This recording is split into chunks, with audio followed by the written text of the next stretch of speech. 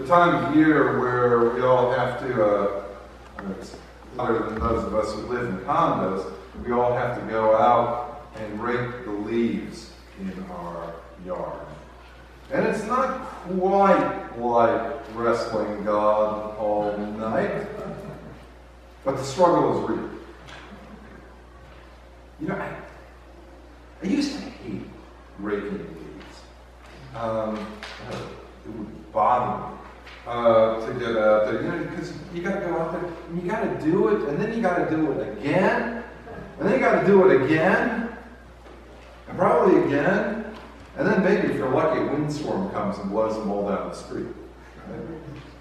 Usually that's what we would count on in our neighborhood. Poor guy down at the end of our block, he would have a pile of leaves like this tall because of the wind. But this time, while I was out there raking leaves, I realized something. Repetition is just part of the job. That is, it's a big job that you do in small pieces, kind of like taking the crops in at the end of the season. You just got to do a little bit at a time, a little bit here and a little bit there. It's not something that you can do once and then be done with. And I realized this, actually I realized this from thinking about this morning's scripture. As I often do, I'll read the scripture and then go do some manual labor, and it helps me to think about what I'm going to say on Sunday morning. So don't ever let anyone tell you that scripture is not useful. It can help you reframe your mind so you feel a little better. And in fact, kind of what I've learned about repetition and doing it a little bit at a time, it applies in many different areas of life, right? Like I said, like taking in the crops. You got to do this little bit of the field and then that, and then you do the next one, and it takes a few days before you're done. Or like when you learn to play the piano, right? You don't try to get a song perfect the first time you play it on the piano, right, James? No. You kind of get this piece, and then you think, okay, now if I work at it, I can get this little piece, and then this one, and then eventually you kind of stitch them all together, and you have the whole song. And you don't kill yourself trying to do this, right? If you want to learn a song, you don't sit down and go at it for 8 hours a day. As a matter of fact, it's kind of counterproductive.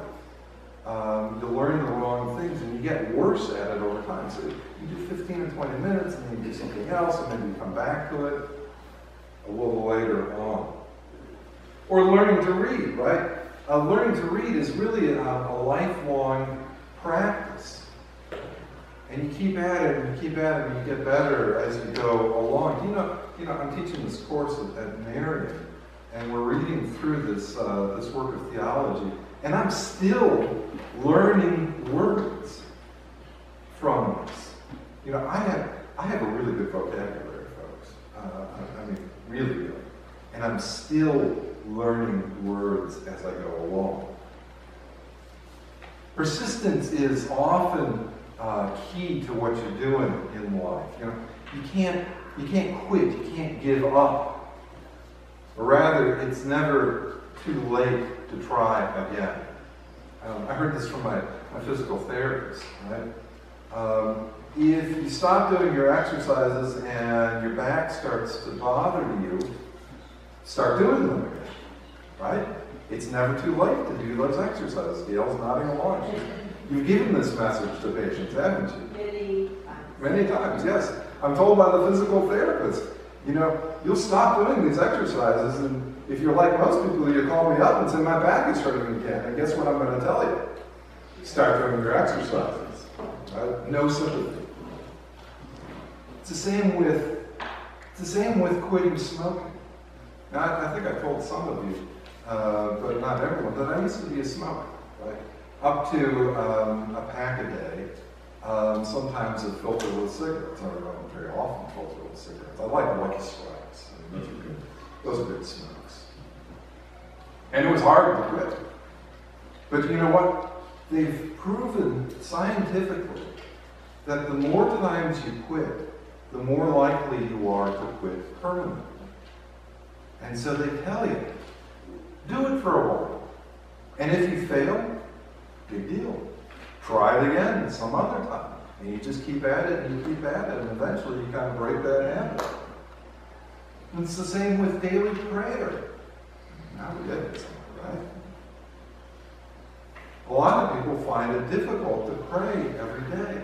But what you do is you just keep at it. And if you fail and you get away from it for a while, well, then you start again.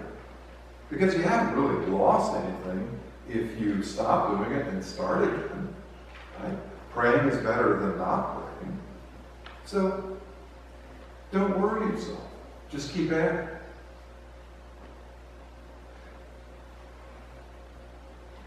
So Luke, now that we've talked about all that, Luke speaks to his community through Jesus.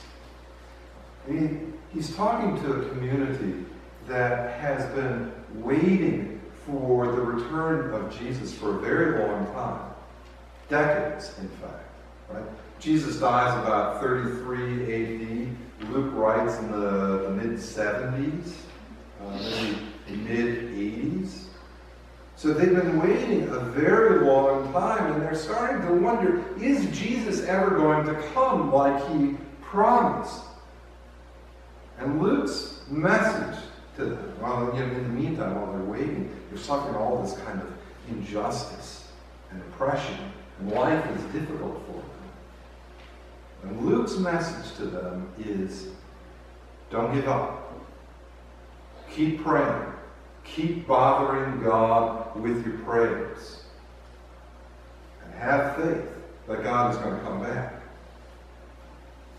Now, we have to understand in the story that God is not the unjust judge. That's not a representation of God. Rather, it's this kind of lesser to greater argument. If you can get a corrupt judge to give in to the demand for justice by pestering him, how much more will God hear your prayers, because God is just and God does care about you. So keep at it. It might take a long time for things to change, and a long time to get the justice that you're after, but all of a sudden, things will change. The ground will shake, and you'll be in a new situation. And I was, you guys, those of you who read the midweek apostle know that I was thinking this week about those women who have accused Donald Trump of improprieties. Some of those women have waited decades to share their stories, going all the way back to the late 1970s. And it was the same thing with Bill Cosby, right? Some of those women, they wanted to say that Bill Cosby had assaulted them in the late 1960s. And so they waited almost 50 years to tell that story. But then one person breaks the silence, and then another, and then another. And all of a sudden, people feel like they can be honest about what has happened to them and get some kind of justice. And sort of the floodgates just open. Now, the Greek word that we use to say Jesus is coming soon, it can also mean sudden. So all of a sudden, before you know it, Jesus will be here and all things will be put right.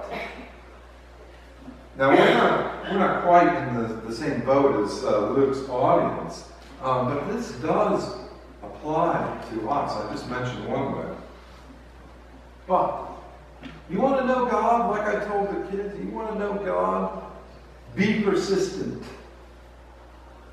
Develop a prayer life. Stick to it as best you can. Read Scripture at home. Pick up the Bible. Read a little bit. Use the guideposts if nothing else. They'll give you a little Scripture passage every day. Meditate if you feel like it. You know, they say the biggest problem with people practicing meditation is they say, oh, I'm really bad at it. Well, we're all bad at it, right? It's not something that comes naturally, so you have to work at it. And understand this too. As Martin Buber says, the man who struggles to be with God is already with God. When we struggle, when we wrestle, to feel the presence of God with us in our lives, then God is there with us. God always comes to us in that struggle. And God calls us to struggle with Him, to wrestle with Him, even when we're not prepared for it. It's a little at a time. We do this a little at a time. Not perfectly. Your faith isn't going to get great and huge overnight. You work at it a little bit at a time. And understand this as well. You have to work at being content with what you have.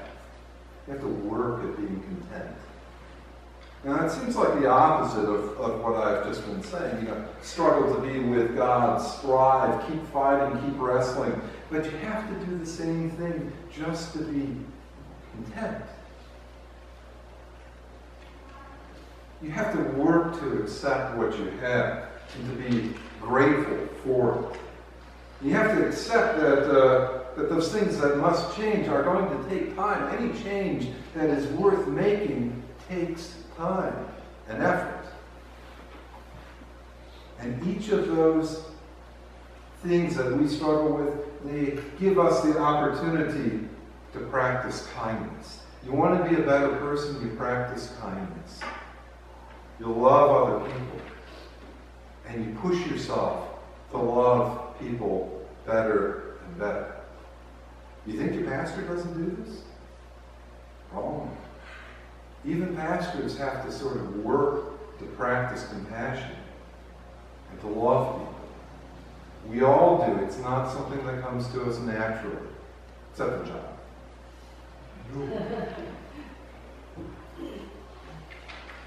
It's that struggle to live in gratitude and ever-expanding love that brings us closer to God, because that is who God is. God is compassion. God is gratitude. So keep on pushing. Trust that God will hear you, hear your prayers. Let the answer to will there be faith on earth be yes. Amen.